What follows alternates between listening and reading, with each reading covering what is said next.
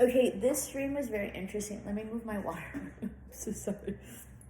Okay, I get really thirsty when I channel and do all these exclamations. Anyway, so the stream is something that I dream, okay? And so I am a commercial real estate broker in addition to everything that I do, and I'm actually very good at it. Okay, so if you need a commercial broker, let me know.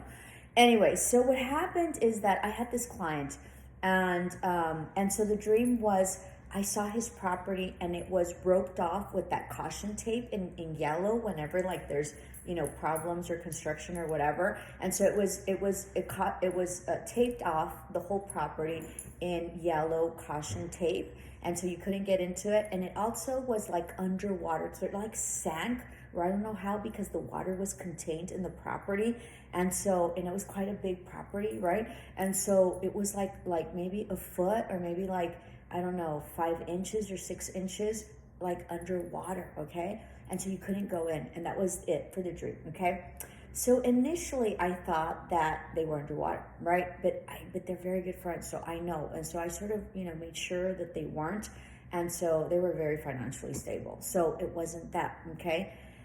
And so I couldn't figure out what the dream was ever, okay? So as I've had this, this property for a long time now, and every time we get to a point where we're about to sell, it's sort of the deal, falls through and it doesn't go through, okay? And so I just sort of guessed that maybe that's what it is. But this last time that the deal fell through, because another deal, we had another deal, and we were about to close, and in the end it fell through. And the reason that it fell through is because the proprietorship was too attached emotionally to the property, and in the end they decided not to sell.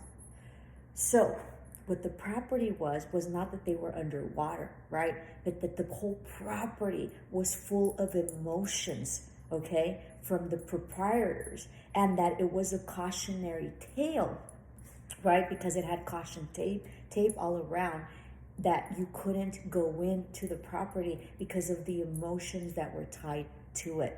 So now, after many years I had this dream a couple of years ago, and I only was able to figure it out just recently, because in the end, the transaction fell through because they were very emotionally attached. So the water didn't represent that they were underwater. They were underwater, but they were underwater emotionally.